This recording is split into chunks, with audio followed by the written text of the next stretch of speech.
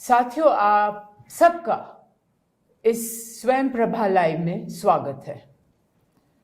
आप सब ने पिछले 5-6 दिनों में सुना होगा विभिन्न एक्सपर्ट्स को, जिन्होंने नेशनल एजुकेशन पॉलिसी 2020 के अलग अलग बिंदुओं पर विस्तार में चर्चा की। आप सब ने जो स्वयं पे है, हमारे जितने भी 14 मॉड्यूल्स हैं, 31 जो वीडियोस हैं, आशा करते हैं कि आप सब ने उनको देखा होगा। आज का जो सेशन है, सत्र है, वो है मातृभाषा फॉर हायर एजुकेशन, मतलब उच्च शिक्षा में मातृभाषा।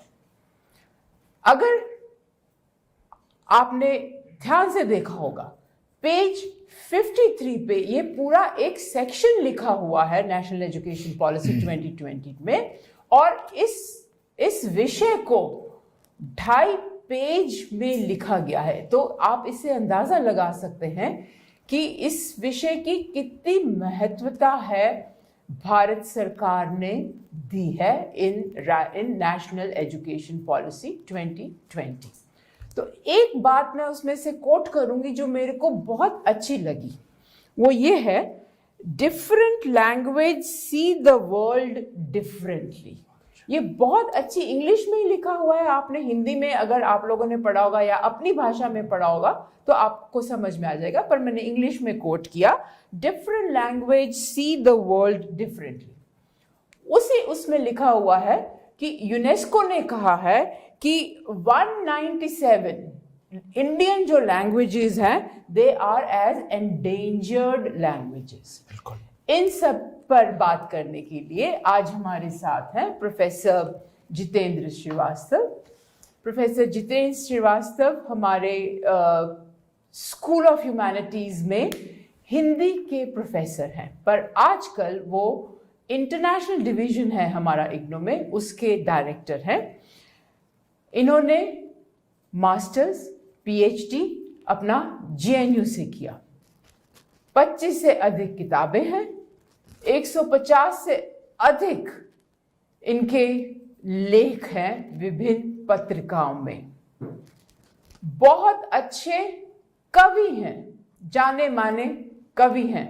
हम तो सुनते हैं इनको इग्नो में, आज आप भी इनको सुनेंगे कि राष्ट्रीय नीति में 2020 में इस विषय में क्या कहा गया है। प्रोफेसर श्रीवास्तव। बहुत बहुत धन्यवाद मैडम। और ये बहुत अच्छा है कि सामान्यतः जब सबने ये मान लिया हो कि अंग्रेजी के अलावा कोई रास्ता नहीं है हायर एजुकेशन का, कि पढ़ाई का एक ही माध्यम है, और एक तरह से सरेंडर करने वाला मामला है कि अब अंग्रेजी की ही शरण में जा सकते हैं, उसके अलावा कोई रास्ता नहीं है, और ये एक स्वीकृत तथ्य की तरह होने लगा था। ऐसे समय में राष्ट्रीय शिक्षा नीति आई और सरकार ने इस बात पर बल दिया कि भारत में इतनी उन्नत भाषाएं हैं, हमारी भारतीय भाषाएं जो हैं, हमारी मातृभाषाएं हैं, क्या वो सिर्फ कन्वर्सेशन की भाषाएं हैं, क्या वो सिर्फ वार्तालाप की भाषाएं हैं, संवाद की भाषाएं हैं, क्या वो सिर्फ रसोई घर की भाषाएं हैं, क्या वो ज्ञान विज्ञान की भाषाएं नहीं हैं? हम कैसे भूल सकते हैं कि एक समय में हमारे वहाँ गणित का जो काम था वह संस्कृत और पाली जैसे विषयों में हुआ। महान गणितज्ञों ने काम किया। आरंभिक खगोल शास्त्री जो हमारे अपने देश में हुए, उन्होंने इन्हीं भारतीय भाषाओं में काम किया। बहुत तरह के काम हुए। एक समय सिर्फ जब हम कहते हैं कि भारत विश्व गुरु था, तो उसका अर्थ सिर्फ आध्यात्मिक नहीं लेना चाहिए कि सिर्फ धर्म और अध्यात्म के क्षेत्र में विश्व गुरु था। दरअसल ज्ञान और विज्ञान के क्षेत्र में भारत का जो काम था वो बहुत महत्वपूर्ण था। हम आगे बढ़े उसके पहले मैं निवेदन करता चलूं कि जिस उत्तर आधुनिकता की पूरी दुनिया में बड़ी चर्चा है, उसके बड़े जो चिंतक हैं, जिन लोगों ने एक तरह से उसकी थियरी प्रस्तुत की, उन्होंने स्वीकार किया है कि बौद्ध धर्म के शून्यवाद से उन्होंने इसको ग्रहण किया। बौद्ध धर्म का जो शून्यवाद है वो मूल रूप से जो अब आंध्र प्रदेश और तेलंगाना का इलाका है, वहाँ के बौद्ध दार्शनिक नागार्जुन थे। उनकी दी हुई धारणा। इसके अलावा सिर्फ शून्यवाद नहीं, बौद्ध दर्शन की ही कुछ और चीजों से भी उन लोगों ने प्रेरणा ली है।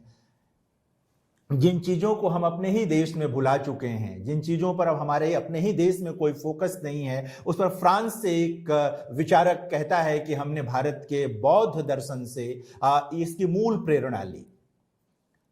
कितनी बड़ी बात है। जाहिर है कि वो पाली में लिखी गई चीजें हैं, या नागार्जुन ने हो सकता है कि मूल रूप से सोचा या कहा अपनी मातृभाषा में हो, फिर उसे चूंकि बौद्ध धर्म की स्वीकृत भाषा पाली थी उसमें ले गए हों। संस्कृत में आई होंगी, भारत की दूसरी भाषाओं में चीजें आई। हम सब शून्यवाद को हिंदी, अंग्रेजी, फ्रेंच सब में पढ़ते हैं। तो ये कितनी सुखद बात है कि यह जो राष्ट्रीय शिक्षा नीति 2020 आई, इस नीति ने पहली बार कहा कि हमें उच्च शिक्षा को मातृभाषाओं में संभव करना चाहिए। उसका कारण क्या था मित्रों? क्या होता है कि ये सही है कि आप आरंभ में किसी को अंग्रेजी पढ़ाएंगे, धीरे धीरे दक्ष हो जाते हैं लोग, और हमारा अंग्रेजी से कोई विरोध नहीं है, कोई विरोध नहीं। एक भाषा के रूप में दुनिया की किसी भी भाषा से हमारा कोई विरोध नहीं है। हमारा आग्रह भारतीय भाषाओं का है, सिर्फ फर्क इतना है, विरोध नहीं है। हमारा आग्रह है भारतीय भाषाओं का। और अब एक ऐसे समय में तो अंग्रेजी को लेकर और भी कह सकते हैं कि कोई नकारात्मक भाव नहीं हो सकता, जब हमारे पूर्वोत्तर के कुछ राज्यों ने उसे अपनी राजभाषा मान लिया है, वो उनके वहां काम काज की भाषा है, तो अंग्रेजी से विरोध नहीं है। लेकिन भारत में, जैसा अभी मैडम कह रही थी कि 197 भाषाएं जो हैं वो खतरे की ओर बढ़ रही हैं, यानी कि धीरे धीरे उनके बोलने वाले कम हो रहे हैं, उनका प्रयोग कम हो रहा है, जबकि निश्चित तौर पर उनके भीतर बहुत सारा ज्ञान विज्ञान भरा हुआ होगा। भारत की जो कुछ प्रमुख भाषाएं हैं जिन्हें हम सब जानते हैं, जो अनुसूची में दर्ज भाषाएं हैं, उनकी भी स्थिति एक बार साहित्य अकादमी के एक समारोह में एक बड़े चिंतक ने, बड़े कन्नड़ के लेखक ने कहा कि कहीं ऐसा तो नहीं कि भारतीय भाषाएं धीरे धीरे किचन लैंग्वेज बनती चली जा रही हैं, जो अभी मैं आरंभ में कह रहा था आपसे। ये इसकी चिंता कौन करेगा? हमारे और आप जैसे लोग जो विश्वविद्यालयों में हैं, महाविद्यालयों में हैं, जो सोच समझ सकते हैं, जो अपनी मातृभाषा में भी कुछ कर सकते हैं। कुछ हमारे देश के कुछ हिस्से हैं, जैसे बंगाल, जैसे कोई और, वहाँ वे लोग अंग्रेजी में काम करते हैं, उनके जो बड़े विचारक हैं, चिंतक हैं, लेकिन कुछ थोड़ा बहुत वो अपनी मातृभाषा में जरूर करते हैं, लेकिन वो इतना नहीं है कि उसी में पढ़ना पढ़ाना हो सके। तो सबसे पहले तो हम लोगों को, सरकार को धन्यवाद कहना चाहिए कि उन्होंने भारत की भाषाओं पर, मातृभाषाओं पर बल दिया कि इसमें पढ़ाई हो। गांधी जी को याद करना चाहिए ऐसे समय में। गांधी जी कहते थे कि यदि आज़ादी उन लोगों के लिए आ रही है जो लोग अंग्रेजी दां लोग हैं, तो निश्चित तौर पर इस देश की राजभाषा, राष्ट्रभाषा अंग्रेजी होनी चाहिए। लेकिन अगर आज़ादी उन करोड़ों लोगों के लिए आ रही है जो वंचित समुदायों के लोग हैं, जो गरीब गुरबा लोग हैं, जिन्हें बहुत सारी वंचनाओं को झेलना पड़ता है, तो आज़ादी अगर उनके लिए आ रही है तो हिंदी को राजभाषा होना चाहिए, राष्ट्रभाषा होना चाहिए। आप सब जानते हैं कि गांधी जी की अपनी मातृभाषा गुजराती थी और उन्होंने प्रचुर मात्रा में गुजराती में लेखन किया। मैं बार बार ये कहता भी हूं लोगों से कि हिंदी को आज़ादी की लड़ाई के दौर में राष्ट्रभाषा कहने का आग्रह जिन लोगों का था, वो सब लोग हिंदीतर राज्यों के लोग थे। वो महर्षि देवेंद्र नाथ ठाकुर रहे हों, वो महर्षि दयानंद सरस्वती रहे हों, वो राजगोपालाचारी जी रहे हों, वो स्वयं रविन्द्रनाथ ठाकुर रहे हों, वो महात्मा गांधी जी रहे हों, या बंकिम चंद्र चटर्जी जैसे लोग रहे हों, ये सब लोग थे जिनकी मातृभाषाएं अलग थीं। भारत की दूसरी भाषाएं उनकी मातृभाषा थीं, हिंदी नहीं थी। एक और बात कि हिंदी जो है वह एक बहुत छोटे से इलाके में लोगों की मातृभाषा है, जिसे ये आप मेरठ से लेकर के कौरवी का जो इलाका है, जिसे कौरवी कहते हैं, कौरवी का इलाका है, और वो भी वह हिंदी नहीं है जिस हिंदी में मैं बोल रहा हूँ। खड़ी बोली का एक इलाका है जिसमें उसका प्रयोग किया जाता है। दरअसल हिंदी इस देश में किसी की उस रूप में कह सकते हैं कि मातृभाषा नहीं है, यह इस मुल्क की भाषा है, यह इस देश की भाषा है, और जो आज़ादी की लड़ाई के दिनों में विकसित हुई थी। स्वाधीन चेतना के साथ विकसित हुई थी। इसलिए हिंदी को किसी राज्य की भाषा मान लेना उचित नहीं है। जिन राज्यों की भाषा के रूप में आप हिंदी को कहते हैं, उत्तर प्रदेश, मध्य प्रदेश या राजस्थान या बिहार, वहां पर बहुत सारी मातृभाषाएं काम कर रही होती हैं। बहरहाल, मातृभाषाओं में राजभाषा और राष्ट्रभाषा को लेकर आप सब जानते होंगे। राष्ट्रभाषा आजादी की लड़ाई के दौर में जरूर हिंदी को कहा गया था, लेकिन आज भारत की हर भाषा राष्ट्रभाषा है। जो इस राष्ट्र की भाषा है वो राष्ट्रभाषा है। संवैधानिक स्थिति राजभाषा की होती है, जो केंद्र यानी संघ की राजभाषा जो है वो हिंदी है। सभी प्रांतों की अपनी राजभाषाएं हैं, सभी प्रांतों ने अपनी राजभाषाओं को स्वीकार किया है। निश्चित तौर पर वो इस इलाके की मातृभाषाएं हैं जो वहां की राजभाषा बनी है।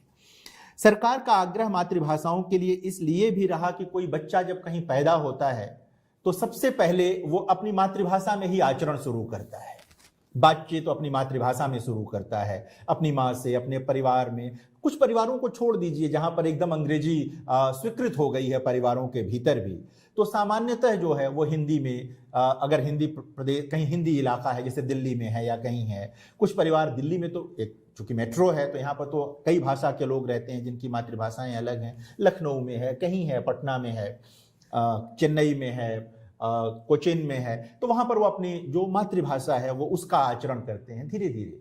गांधी जी का भी ये मानना था, तमाम शिक्षा शास्त्रियों का भी ये मानना रहा है, जो लोग भी इस क्षेत्र में काम करते रहे हैं उनका मानना रहा है कि अगर बच्चे को जिस भाषा में स्वाभाविक रूप से उसका विकास हो रहा है उस भाषा में अगर उसको ज्ञान की चीजें मिलेंगी तो निश्चित तौर पर उसका विकास अधिक होगा, वो आसानी से उसे ग्रहण करेगा।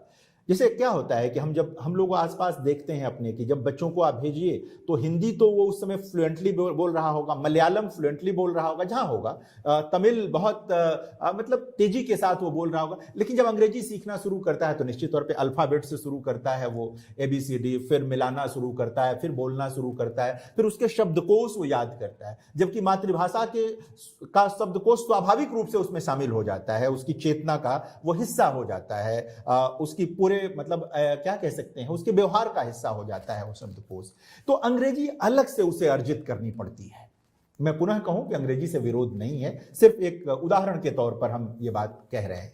तो गांधी जी कहते थे और तमाम जो विचारक कहते रहे कि, और अभी सरकार का भी यही आग्रह है कि जिस भाषा में बच्चा बोलना शुरू करता है, जिस भाषा में वो अपने माता पिता, भाई बहन, परिवार, दोस्तों से बात करता है, उस भाषा में अगर आप उसे आरंभिक शिक्षा देंगे तो निश्चित तौर पर उसका विकास होगा।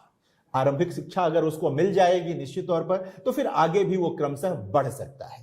हायर एजुकेशन को लेकर के क्या दिक्कत आती है, उच्च शिक्षा, मातृभाषा में उच्च शिक्षा को लेकर जो समस्या की बात आती है मित्रों, वो सबसे बड़ी समस्या आती है कि पाठ्य पुस्तकों की आती है। कि हायर एजुकेशन में अगर आपको, मान लीजिए मैं अभी इंजीनियरिंग की बात नहीं करूंगा, हालांकि अभी मध्य प्रदेश में और कुछ जगहों पर इंजीनियरिंग और मेडिकल के लिए भी प्रयोग हुआ है मातृभाषा यानी हिंदी में पढ़ाने के लिए। हिंदी भी इस देश की एक प्रमुख मातृभाषा है, राजभाषा भी है वो संघ की, प्रयोग हुआ है। मैं अभी बेसिक बातें कह रहा हूं। जैसे मान लीजिए अगर आप समाज विज्ञान के विद्यार्थी हैं, इतिहास के, भूगोल के, समाजशास्त्र के, मनोविज्ञान के, इन विषयों के विद्यार्थी हैं, समाज विज्ञान और या जो ट्रेडिशनल साइंस है, फिजिक्स, केमिस्ट्री, मैथ के विद्यार्थी हैं, तो ये होता है कि इनमें कायदे की किताबें नहीं हैं कि बच्चा पढ़ सके। ये ठीक तथ्य नहीं है। मैं याद कर सकता हूं कि उत्तर प्रदेश, बिहार जैसे राज्यों में आज़ादी के बाद से लेकर हाल फिलहाल तक, और मुझे लगता है अब भी इंटरमीडिएट तक की, 12वीं तक की साइंस की किताबें, सोशल साइंस की किताबें, समाज विज्ञान और विज्ञान की किताबें हिंदी में उपलब्ध थीं और बहुत बोधगम्य हिंदी में उपलब्ध थीं और हैं। जाहिर है कि ये स्नातक स्तर पर भी संभव हो सकता था, लेकिन चीज़ें बदल गईं। वहाँ जाकर बच्चे को अलग संघर्ष करना पड़ता है, करते भी हैं। हम लोग कई बार सुनते हैं कि IIT में किसी ने आत्महत्या कर लिया, किसी मेडिकल कॉलेज में किसी स्टूडेंट ने आत्महत्या कर ली, और कारण क्या होता है कि वह ज्ञान तो उसके पास होता है लेकिन भाषा नहीं होती है। दुखद पक्ष क्या है हमारे देश में कि हमने भाषा को ज्ञान मान लिया, जबकि भाषा संप्रेषण का माध्यम है, संप्रेषण का माध्यम है। वो ज्ञान का, भाषा जो है वो ज्ञान का पर्यायवाची शब्द नहीं है। यानी फिजिक्स आप जानते हैं, यह इससे तय नहीं होगा कि आपको अंग्रेजी आती है कि नहीं आती है, आपको फ्रेंच आती है कि नहीं आती, क्योंकि जर्मनी का आदमी फिजिक्स जर्मन में पढ़ता है, फ्रांस का आदमी फ्रेंच में पढ़ता है, चाइना में चीनी भाषा में पढ़ता है, वो चीन में, जापान में जापानी भाषा में पढ़ता है। इन ऐसे देशों का मैंने नाम लिया, और जो लातिन अमेरिकी देश हैं उनमें स्पेनिश में पढ़ता है। जाहिर है कि इन जगहों पर अंग्रेजी में कोई उच्च शिक्षा का माध्यम नहीं है, तो अंग्रेजी अलग से सीखते होंगे। यानी कि यह मान लेना कि अंग्रेजी ही ज्ञान है, यह गलत समझ है, यह विभ्रम में डालने वाली समझ है। एक तरह से अलग, ज्ञान अलग चीज है, भाषा अलग चीज है। ज्ञान को कहीं पहुंचाने का माध्यम है भाषा, वो अंग्रेजी है, तो हमारी मातृभाषाएं क्यों नहीं हो सकती हैं? अगर जापानी हो सकती है, अगर चीनी हो सकती है, अगर फ्रेंच हो सकती है, अगर जर्मनी में ये संभव हो सकता है, तो हमारे अपने देश में यह क्यों नहीं संभव हो सकता कि हम मलयालम में, हम तमिल में, हम कन्नड़ में, हम तेलुगु में, हम बांग्ला में, हम मराठी में, हम उड़िया में, हम हिंदी में ये चीज़ें उपलब्ध करा लें इस देश के जो नई पीढ़ी के लोग हैं उनको, वो अंग्रेजी पढ़ें साथ साथ। एक वैश्विक धरातल भी आपको निर्मित करना है, दुनिया में भी आपको जाना है। ऐसा नहीं है कि आपको अपने ही समाज में और अपने ही इलाके में रह जाना है, लेकिन अगर आप एक बार ज्ञान अर्जित कर लेंगे, अगर आपका उसमें गहराई आ जाएगी, तो कन्वर्सेशन तो बहुत सामान्य सी चीज है, वो आप अर्जित कर लेंगी, ये मुश्किल नहीं आएगी। तो जो समस्या बताई जाती है कि किताबें नहीं हैं, किताबें कौन लाएगा? हम और आप ही लाएंगे। कौन लिखेगा इतिहास की हिंदी में, मलयालम में, तमिल में, या भारत की किसी भी भाषा में किताबें? जाहिर है कि ये उस इलाके में जो लोग काम कर रहे हैं उन्हीं का दायित्व है। प्राथमिक तौर पर अगर नहीं है तो कम से कम अनुवाद में तो यह संभव हो ही सकता है कि जो स्तरीय किताबें अंग्रेजी में, फ्रेंच में, जर्मन में हैं, उनका ट्रांसलेशन, उनका अनुवाद उपस्थित कर दिया जाए, बोधगम्य अनुवाद, बहुत जटिल अनुवाद नहीं। जैसे कई बार आप अनुवाद की जो हिंदी सुनते हैं वो बहुत कर्णप्रिय नहीं होती, वो कानों को अच्छी नहीं लगती, सुनने में अजीब सा लगता है, और कई शब्द तो समझ में भी नहीं आते, वो अलग से बनावटी किस्म की वो हिंदी हो जाती है। मैं उस हिंदी की बात नहीं कर, ऐसी किसी भी भारतीय शब्दावली के निर्माण का मैं आग्रही नहीं हूँ। मेरा ये बराबर मानना है कि जिस भाषा में हम सामान्य व्यवहार करते हैं उस भाषा को ही पढ़ने पढ़ाने का भी माध्यम बनाया जाना चाहिए, और जब उसको पढ़ने पढ़ाने का आप माध्यम बनाएंगे तो अपने आप उसका परिमार्जन हो जाता है, अपने आप उसमें जो और चीजें जुड़नी है, गुणवत्ता जुड़नी है, वो वहां पर जुड़ जाती है। हायर एजुकेशन की ये जो पहली समस्या है, निश्चित तौर पर यह शिकायत से दूर नहीं होने वाली है, ये काम करने से दूर होगी, और हमारे आप जैसे शिक्षकों को यह करना होगा कि ये किताबें हमें उपलब्ध करानी होंगी। शिकायत तो कोई भी कर सकता है। इस देश को जरूरत है शिक्षक, ऐसे शिक्षकों की जो शिकायत न करें, काम करके दिखाएं, उपलब्ध करा दें, यहां पर लेकर के आए। ये बहुत जरूरी चीज है। और एक बात और मैं कहूं, अक्सर क्या होता है कि एक लोगों में एक कंफ्यूजन रहता है, एक तरह का भ्रम की स्थिति रहती है कि मातृभाषा को पढ़ना और मातृभाषा में पढ़ना। देखिए, मातृभाषा को तो सब पढ़ते हैं, आप जिस इलाके में हैं वहां 8वीं तक 10वीं तक आपकी मातृभाषा आपके साथ रहती है, पढ़ाई जाती है, कुछ लोग 12वीं तक भी पढ़ लेते। लेकिन मातृभाषा को पढ़ना यानी कि हिंदी को एक विषय के रूप में पढ़ना, तमिल को एक विषय के रूप में पढ़ना, और ज्ञान विज्ञान को तमिल के रूप में पढ़ना, समाज विज्ञान को तमिल में पढ़ना, मलयालम में पढ़ना, हिंदी में पढ़ना, ये दूसरी बात है, ये दूसरी बात है। और इसकी प्रेरणा पूरी दुनिया में है। भाषाओं का क्या है ना कि स्वाभिमान, सबसे जरूरी चीज तो यह है कि जो लघुता ग्रंथि है भाषा को लेकर के, भारतीय भाषाओं में, लगभग सभी भारतीय भाषाओं में ये लघुता ग्रंथि पाई जाती है, वो लघुता ग्रंथि हमें समाप्त करनी होगी। हीन भावना जिसे कहते हैं सामान्य, इंफीरियरिटी कॉम्प्लेक्स, कि अंग्रेजी नहीं आती तो थोड़ा सा दब जाए, चलो फ्रेंच नहीं आती तो थोड़ा सा दब जाए। भाई आपको एक भाषा तो आती है ना, एक भाषा में अगर आपने ठीक से ज्ञान अर्जित किया है तो उसमें आप और चीजें संभव कर सकते हैं। आप इतिहास को अगर हिंदी में ठीक ढंग से संभव कर रहे हैं तो एक बहुत बड़ा ऑडियंस है उसके लिए, एक बड़ा समाज है जिसको चाहिए इतिहास हिंदी में, जिसको समाजशास्त्र हिंदी में चाहिए, जिसको समाजशास्त्र बांग्ला में चाहिए, जिसको समाजशास्त्र उड़िया में चाहिए।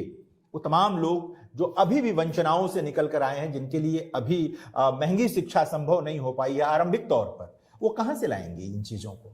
आरंभिक तौर पर जो बहुत सामान्य पृष्ठभूमि से लेकर आए हैं, जिनके लिए संभव नहीं है कि वो बहुत महंगे विद्यालयों से पढ़कर अंग्रेजी और तमाम भाषाएं सीख लें, वो कैसे पढ़ेंगे?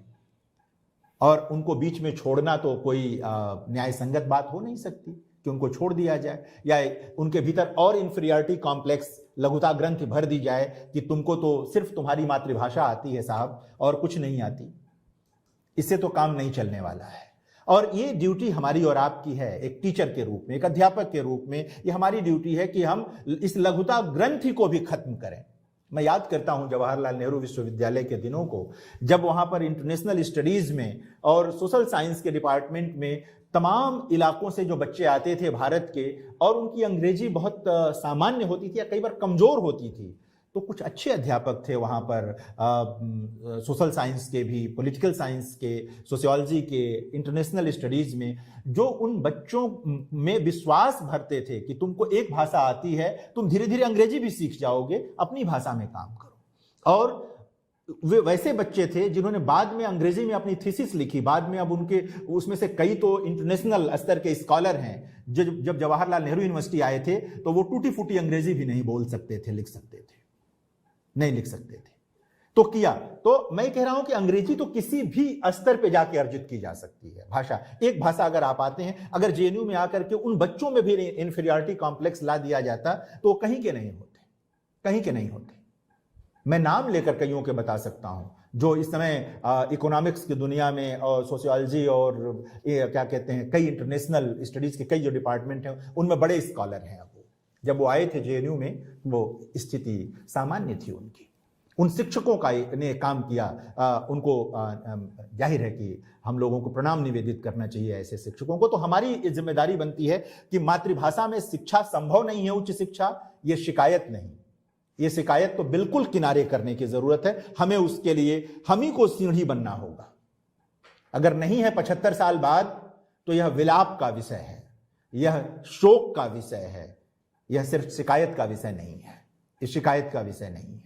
ये हम लोगों को ही सीढ़ी बनना होगा, नींव का ईंट भी बनना होगा। 75 साल बाद ही सही, जब से जगें तभी से सवेरा। आखिर सरकारों ने कुछ सोच कर तो किया होगा ना कि मातृभाषाओं में अध्ययन और अध्यापन को महत्व दिया जाए। ये एक महत्वपूर्ण चीज है। अगर मैं आपको हिंदी प्रदेशों की बात बताऊं तो कभी मैथिली में, ब्रज भाषा में महान साहित्य था। सारा कृष्ण भक्ति साहित्य ब्रज भाषा में था। अवधि में जायसी और तुलसी जैसे कवि हुए, आज अब ये बोलियां होकर के रह गई हैं, और उनके भी आचरण करने वाले बहुत मतलब सामान्य गांव गिराव में लोग हैं, छूट गया। यानी कि कभी ये इनमें अगर कोई अवधि और ब्रज में कविता न करे तो कर नहीं पाता था। यहां तक कि जब आसाम की ओर कविता गई तो ब्रजबुली में गई, वहां पर भी इसका प्रभाव, वो ब्रज एकदम ब्रज भाषा नहीं है ब्रजबुली, जो आसाम के भक्त कवियों की भाषा है, लेकिन वो यहां से गई इधर की तरफ से, इतना प्रभाव था। मैथिली में विद्यापति जैसे कवि हुए, जिन्हें बंगाली भी कहते हैं कि हमारे कवि हैं, संस्कृत के भी कवि हैं, मैथिली के भी कवि हैं, हम हिंदी में भी पढ़ते हैं। अभी मैं पाली का उदाहरण दे रहा था। तमाम पुराने गणितज्ञों को आप याद करें, उनके जो दस्तावेज हैं, जो डॉक्यूमेंट्स हैं, उनको पढ़ें, उनकी लिखी चीजें देखें तो पाली और संस्कृत जैसे चीजों में हैं। कुछ दस्तावेज अपभ्रंश में भी हैं, अपभ्रंश में भी हैं कुछ दस्तावेज। तो ये चीजें निकल करके आती हैं। इसके लिए जो सबसे जरूरी चीज है, जो सरकार ने इसी जिसका जिक्र अभी आदरणीय मैडम कर रही थी, कि उसमें भी एक अनुवाद पर बहुत बल है, और एक अलग से प्रस्तावना है कि अनुवाद का एक तरह से कह सकते हैं पूरा प्रभाग खोलने की ही बात है, जहां पर वैश्विक स्तर पर जो भी टेक्नोलॉजी में, मेडिकल साइंस में, क्या कहते हैं, इंजीनियरिंग में, गणित में, फिजिक्स में, जो भी मतलब ट्रेडिशनल साइंस हो या बिल्कुल नया जो अप्लाइड साइंस हो उनमें, और समाज विज्ञानों में जो कुछ भी छपेगा किसी भाषा में, उसके अनुवाद की व्यवस्था भारतीय भाषाओं में तत्काल की जाएगी, जैसा कि चीन जैसे देशों में होता है, जैसा कि जर्मनी जैसे देशों में होता है, वो लोग करा लेते हैं तत्काल। इसलिए उनके लोगों को इस बात से परेशानी नहीं होती कि उनको अलग से अंग्रेजी सीखनी पड़े। कोई बड़ी किताब आई, कोई नई खोज आई, तत्काल वो उनकी मातृभाषा में उपलब्ध होती है। तो सरकार ने सिर्फ ये नहीं कहा है कि मातृभाषाओं में पढ़ाइए, सरकार ने इस पर भी बल दिया है कि एक अलग पूरा प्रभाग बनेगा इसका, जिसमें ये चीजें होंगी। सरकार तो अपनी ओर से करेगी ही मित्रों, हमको और आपको करना होगा, जितनी भी हमारी क्षमता है हमको करना होगा और इसको देखना होगा। उच्च शिक्षा, प्रारंभिक शिक्षा में तो मातृभाषा रहे, उच्च शिक्षा में आने से क्या होता है? अब देखिए पूरी दुनिया में क्या हुआ है, कहीं कहीं जहां उनकी मातृभाषाएं हैं, एक अजनबीपन बहुत अधिक बढ़ गया है, एलिनेशन जिसे अंग्रेजी में इस्तेमाल करते हैं। एक समाज में एक जो बहुत कह सकते हैं कि सांस्कृतिक गतिरोध आपको पूरी दुनिया में दिखाई देगा। ये सिर्फ भारत की बात मैं नहीं कर रहा हूं, आपको पूरी दुनिया में सांस्कृतिक गतिरोध दिखाई देगा, एक सांस्कृतिक विच्छेद का पूरा माहौल दिखाई देगा, लोग जुड़ नहीं पा रहे हैं। ये जो हमारी आधुनिक शिक्षा है उसने हमारे लिए सुविधाएं तो बहुत उपलब्ध कराई हैं, उसने हमारे लिए बहुत सारे सुख उपलब्ध करा दिए, लेकिन सांस्कृतिक रूप से हमें विपन्न बनाया है, उसने गरीब बनाया है हमें, उसने हम कट गए। संस्कृति के लिए जरूरी होती है मातृभाषा, सांस्कृतिक जुड़ाव के लिए जरूरी होती है कि आप अपने जो जमीन है, अपनी जो देखिए उसीलिए कहते हैं ना कि माँ, मातृभूमि और मातृभाषा का कोई विकल्प नहीं होता। आप किसी और देश में जाके करोड़ों कमा सकते हैं, लेकिन आप कभी उसे मातृभूमि नहीं मान पाएंगे, शायद वो मातृभूमि नहीं बन पाएगी। बहुत वक्त लग जाता है मातृभूमि बनने में, किसी और मुल्क को पीढ़ियां गुजर जाती हैं तब उसकी मातृभूमि बनती है, और बाद की पीढ़ियों को भी वहां पर प्रथम श्रेणी के नागरिक का दर्जा इतनी आसानी से नहीं मिलता, नहीं हो पाता। तो यह जो सांस्कृतिक गतिरोध है, यदि मातृभाषा में हम प्रारंभिक से लेकर उच्च शिक्षा तक जाएंगे तो यह जो सांस्कृतिक गरीबी चारों तरफ छा रही है, यह जो सांस्कृतिक विपन्नता आ रही है, निश्चित तौर पर हम इससे मुक्त होने की दिशा में बढ़ेंगे। एक हमारा जो मनोबल है वो नहीं टूटेगा। नई पीढ़ी के बच्चों से आप बात करें, वो तमाम, मैं कोई दोष नहीं दे रहा हूं, नई पीढ़ी के बच्चे अगर नहीं बता पा रहे हैं तो ये हमारी पीढ़ी का दोष है। अगर हमारी पीढ़ी में कोई कमी है तो हमसे पुरानी पीढ़ी का ये दोष है कि हमारी ट्रेनिंग नहीं हो पाई, सांस्कृतिक ट्रेनिंग नहीं हुई हमारी। तो जो सांस्कृतिक ये विपन्नता का मामला है, आप देखिए वो बहुत सारी चीजें जानते ही नहीं। इंटरनेट के दौर में, वेब सीरीज के दौर में, टेक्नोलॉजी के दौर में जो तमाम जिस भारतीय जीवन मूल्य की बात हम करते हैं, वह भारतीय जीवन मूल्य कहीं है ही नहीं। कई लोगों को लगता है कि विज्ञान पढ़ाते हुए हम भारतीय जीवन मूल्य कैसे दे सकते हैं। अगर अपनी मातृभाषा में पढ़ेंगे तो कई मसले ऐसे आएंगे जहां पर आप उसको उसके साथ जोड़ पाएंगे। विज्ञान पढ़ाते हुए भी, इतिहास पढ़ाते हुए तो जोड़ ही लेंगे, समाज विज्ञान पढ़ाते हुए तो जोड़ ही लेंगे आप, साहित्य पढ़ाते हुए तो जुड़ ही जाता है ये, लेकिन साइंस पढ़ाते हुए भी आप इसको जोड़ सकते हैं। अगर आप मातृभाषा में पढ़ और पढ़ा रहे होंगे तो कई बार आप अपनी जो मातृ भूमि का वह हिस्सा जहां से आप आते हैं, आप वहां की समस्याओं से कभी दूर नहीं होंगे। आप सिर्फ भाषा नहीं बदलते हैं, जब आप एक भाषा स्वीकार करते हैं तो दरअसल आप उस भाषा की संस्कृति को भी स्वीकार करते हैं। अवचेतन में ये चीज आती है, कई बार पता नहीं चलता, लेकिन भाषा, कोई भी भाषा, अगर हिंदी कहीं जाएगी तो वह भारतीय संस्कृति के साथ जाएगी। सीखने वाले को बहुत देर में यह पता चलेगा कि बहुत सारे उसके आचार विचार में ऐसी चीजें जुड़ गई हैं जो भारतीय जीवन मूल्य हैं। कोई भी भाषा जहां से आती है वो लेकर आती है, जुड़ी रहती है। अंग्रेजी के साथ भारत में एक अच्छी चीज यह हुई कि लगभग 200 वर्ष से अधिक का समय भारत में उसको हो गया है, तो बहुत सारी चीजें उसमें भारत की जुड़ गई हैं, बहुत सारी चीजें आ गई हैं। इसलिए मैं कह रहा था कि मैं उसका विरोध नहीं है। और मैं तो 1947 से पहले और 1947 के बाद की अंग्रेजी का भी अंतर करता हूं। 1947 के पहले की अंग्रेजी का 75% जो है वो हमें गुलाम बनाने के काम आता था। 25% हमारे स्वाधीनता संग्राम सेनानी भी उसका उपयोग करते थे। 47 के बाद की अंग्रेजी जाहिर है कि स्वाधीन भारत के लोगों ने उसका इस्तेमाल किया, धीरे धीरे उसका भी भारतीयकरण हुआ है, लेकिन अभी वह मातृभाषा नहीं बन पाई है। कम से कम इलाकों की नहीं हो, कुछ परिवारों की बन गई होगी हो सकता है, लेकिन किसी पूरे समूह की मातृभाषा वो नहीं बन पाई है, किसी क्षेत्र की मातृभाषा नहीं बन पाई है। तो सबसे बड़ी चीज ये है कि अगर हम हायर एजुकेशन संभव करते हैं अपनी मातृभाषा में, भारतीय भाषा में, तो संस्कृति से जुड़ाव बढ़ेगा।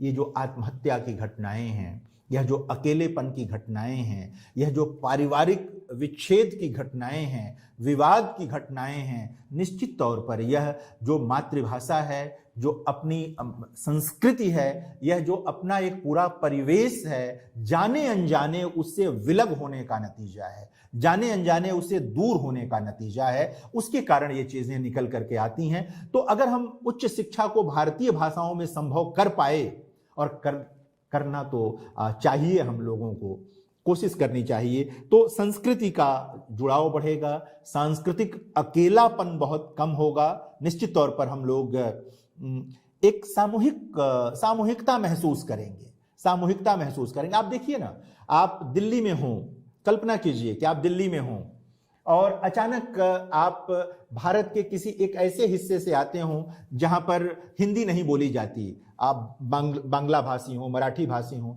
आपको कोई चौराहे पर मिल जाता है, आपको कोई बस में मिल जाता है, आपको कोई मेट्रो में मिल जाता है, आपको किसी मॉल में कोई मिल जाता है, आप उससे मातृभाषा में बात करने लगते हैं और आपके बीच की दूरी खत्म हो जाती है। एक लगाव आप उसके साथ एकाएक महसूस करने लगते हैं, जो अभी हिंदी या अंग्रेजी में बोलते हुए आप नहीं महसूस कर रहे थे। सोचिए कि अगर पूरी पढ़ाई का माध्यम उसमें हो जाए तो यह जो दूरी है वो कितनी आसानी से दूर हो जाएगी। इसको समझने की जरूरत है, महसूस करने की जरूरत है, और इसको जब हम गहराई से सोचेंगे, समझेंगे, तभी इस पर हम विचार कर पाएंगे और देख पाएंगे। एक बात और होगा, मातृभाषाओं में पढ़ने और पढ़ाने का नतीजा, यह जो भारतीय भाषाओं के बीच एक द्वेष की भावना है, एक भाषा अपने को महत्वपूर्ण समझती है, दूसरी अपने को यह भी कम होगा। जब लगेगा समान रूप से सभी भारतीय भाषाओं को महत्व मिल रहा है, मातृभाषाओं को महत्व मिल रहा है, उनमें अध्ययन करने वालों को भी राष्ट्रीय स्तर पर वैसा ही महत्व मिल रहा है जैसा किसी और भाषा वाले को मिल रहा है, तो यह जो भाषाओं के बीच की दूरी है भारत के, वह मिटेगी। अभी एक शब्दकोश तैयार करवा रहा है गृह मंत्रालय, जिसमें केंद्रीय हिंदी निदेशालय भी शामिल है, हमारे माननीय कुलपति जी के पास ही उसका आजकल प्रभार है। तो वो भारत के तमाम विशेषज्ञों को इकट्ठा कर रहे हैं और वहां पर जो ऐसे बहुत लोकप्रिय शब्द हैं उन मातृभाषाओं के, यानी कि तमिल के, तेलुगु के, मराठी के, उड़िया के, असमी के, उनको ला रहे हैं और उनको उस शब्दकोश में ला रहे हैं कि एक हिंदी भाषी भी जान पाए कि आसाम में ये शब्द इसलिए लोकप्रिय हैं ताकि वो उनको सीख ले, ये तमिलनाडु में इसलिए लोकप्रिय हैं, और देवनागरी लिपि में वो उपलब्ध हो रहा है। यानी कि कल को जब ये शब्दकोश और डिजिटल आ रहा है, कहीं भी आप इंटरनेट पर इसे प्राप्त कर सकेंगे। यानी कि अगर ये मिल जाएगा और आप आसाम जा रहे होंगे और आपने 50 शब्द असमी के सीख लिए हों, तो आप वहां बात करेंगे तो देखिए कितना अपनापन हो जाता है। यह तो सामान्य कन्वर्सेशन की बात मैं कह रहा हूं। अगर हायर एजुकेशन का पूरा मामला बदल जाए इस तरह से, आप देखिएगा कि अगर मातृभाषाओं में हायर एजुकेशन हो जाए तो जितनी प्रतिभाएं अभी हम दे पा रहे हैं, इनसे कई गुना अधिक प्रतिभाएं सामने आएंगी। हमारी बहुत सारी प्रतिभाएं जो 12वीं के बाद पढ़ ही नहीं पाती हैं, अगर वो उनको मौका मिलता, जैसा अभी मैं जेएनयू का आपको उदाहरण दे रहा था, सौभाग्य से जिनको वहां तक आने का मौका मिल गया, बहुत सारे लोगों को 12वीं के बाद मौका ही नहीं मिल पाता, या किसी तरह से वो अपने इलाके से बीए कर लेते हैं, बीएससी कर लेते हैं, फिर कहीं छोटी मोटी नौकरियों में खप जाते हैं। अगर उन्हें सचमुच अपनी मातृभाषा में काम करने का मौका मिलता, शोध करने का मौका मिलता, जहां पर वो मतलब जिसको कहते हैं ना सरपट दौड़ लगा सकते भाषा में, जिस भाषा को उन्होंने बड़ी मुश्किल से सीखा है, जिसमें कई बार सोच सोच के शब्द बोलना पड़ता है कि क्या रखें क्या न रखें, कैसे जाएगा रिसर्च, क्या बनेगा क्या नहीं होगा, अपनी मातृभाषा में अगर उन्हें मौका मिल जाता तो शायद हमारे देश को कुछ नए रिसर्च मिलते, अलग अलग नए शोध मिलते, नए रास्ते मिलते। ऐसे लोग, जिन बहुत सारे लोगों के बारे में हम लोग सुनते हैं कि उन्होंने जुगाड़ से कोई चीज तैयार कर ली। सोचिए कि अगर मातृभाषा में ही उन्हें पढ़ने का अवसर मिलता, उन्हें फिजिक्स पढ़ने का अवसर मिलता, केमिस्ट्री पढ़ने का अवसर मिलता, गणित पढ़ने का अवसर मिलता, तो हो सकता है कि वह जुगाड़ अधिक मजबूत सैद्धांतिकी के साथ एक नई खोज होता जो पूरे वैश्विक स्तर पर काम करता। वो जो जुगाड़ वाला व्यक्ति है, उसे चूंकि कोई वैश्विक भाषा नहीं आती, उसे अपने इलाके की भाषा आती है, भोजपुरी आती है या हिंदी आती है, मलयालम आती है या असमी आती है, उड़िया आती है, वह अपने इलाके में काम करके रह जाता है। तो अगर हम मातृभाषा में उच्च शिक्षा संभव करेंगे तो बहुत सारी प्रतिभाएं जो बड़ा काम कर सकती हैं ज्ञान विज्ञान के क्षेत्र में, रिसर्च के क्षेत्र में, हम उनको मौका मिलेगा, वो लेकर आएंगे और तब राष्ट्र का वास्तविक विकास होगा। अभी तो मुश्किल से हम कितने लोग आ पाते हैं, मतलब बहुत थोड़ा सा प्रतिशत हायर एजुकेशन में आता है, और उसका भी थोड़ा सा प्रतिशत आता है जो सचमुच राष्ट्र के विकास में नई खोज के साथ योगदान देता है। बहुत सारे लोग तो नौकरियों में आ जाते हैं, अपने ढंग से कुछ कुछ काम करके निकल जाते हैं, सारी चीजें होकर रह जाती हैं। यह जो मातृभाषा होगी वह इतना आत्मबल बढ़ा देगी बीएससी करने वाले बच्चे का, इंजीनियरिंग करने वाले बच्चे का, मेडिकल साइंस पढ़ रहे बच्चे का, कि वह तमाम मतलब नए शोध की ओर अनिवार्य रूप से जाएगा, वो जाएगी वो लड़की। अभी तो हम उसका मनोबल तोड़ देते हैं, तुमको तो अंग्रेजी ही नहीं आती साहब, अंग्रेजी नहीं आती तो क्या पढ़ोगे, एमबीबीएस कैसे करोगे, एमडी कैसे करोगे, कोई नया रिसर्च कैसे करोगे, तुम्हारा रिसर्च पेपर कैसे लिखोगे, और बड़ी चलताऊ सी अंग्रेजी में क्या लिखोगे। अगर अंग्रेजी सीख भी ली तो बहुत चलताऊ सी अंग्रेजी में क्या होगा, है ना, मतलब ऐसे ही वाला मामला जो है उसमें क्या होगा। तो ये भारतीय भाषाओं में यदि हम उच्च शिक्षा संभव करेंगे, जो कि सरकार चाहती है, जो हमारे आप जैसे लोग भी चाहते हैं, तो निश्चित तौर पर यह होगा कि हम नए शोध की ओर बढ़ेंगे, नई प्रतिभाएं आएंगी हमारे देश में, चारों ओर से आएंगी, और हमारी कल्पना से अधिक आएंगी। बस मौका तो दीजिए। जब मौका मिलता है, आप देखिए कमाल करता है हमारा मुल्क, चमत्कार, उसको चमत्कार की तरह देखते हैं लोग। तब चमत्कार नहीं रह जाएगा, ये सहज आचरण हो जाएगा अगर हम मातृभाषाओं में उच्च शिक्षा, ज्ञान विज्ञान की शिक्षा संभव कर पाए तो निश्चित तौर पर ये होगा। और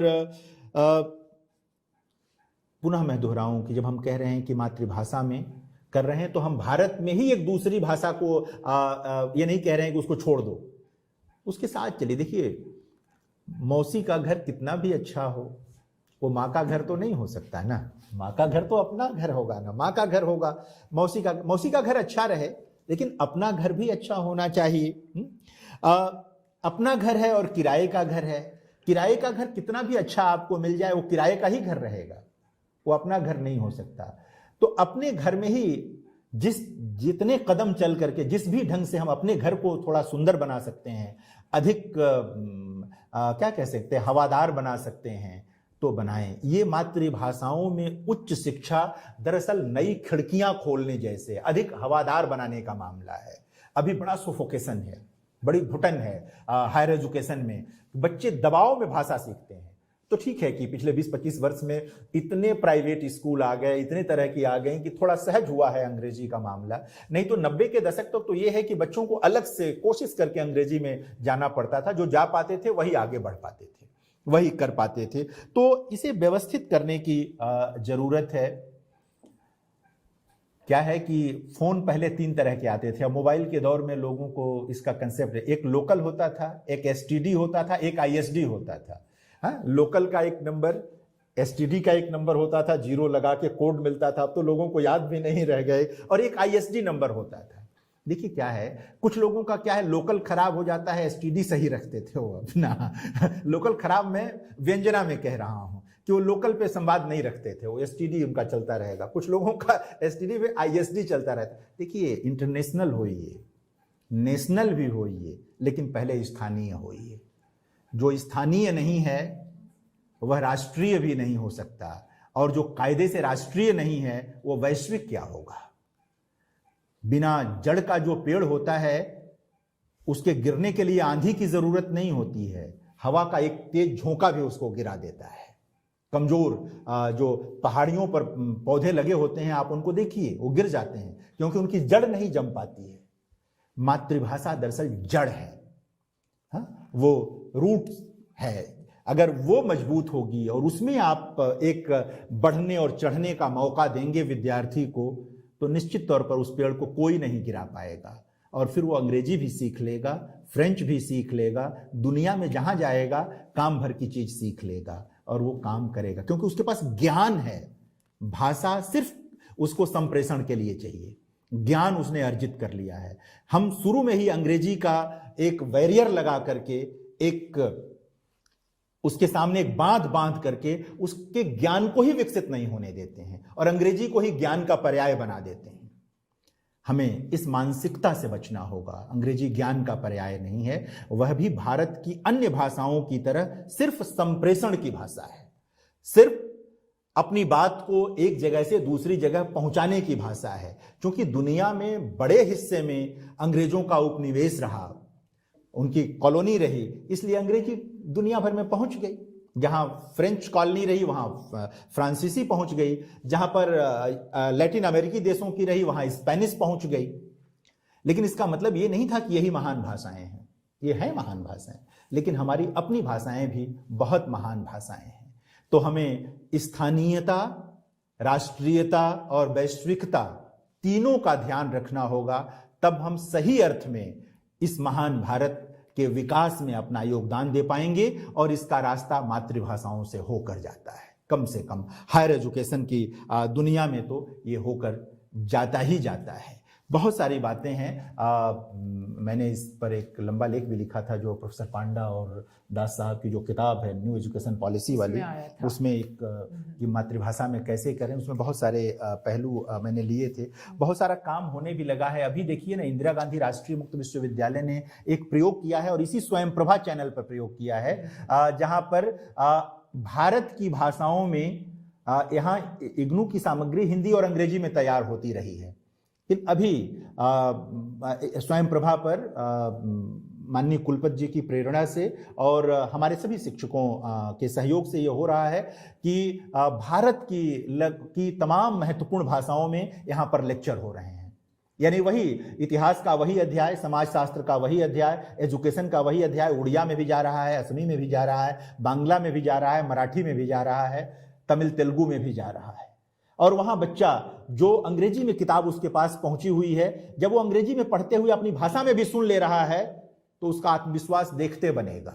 जो चीज अभी उसके कहीं अवरोध लग रहा होगा, अंग्रेजी में शायद वो फ्रेज उसकी समझ में नहीं आ रहा होगा, वो मातृभाषा में सुनते एकदम स्पष्ट हो गया उसको कि अरे यही कहा जा रहा है, और फिर अब वो अपनी मातृभाषा में जिसको चाहे उसको समझा सकता है।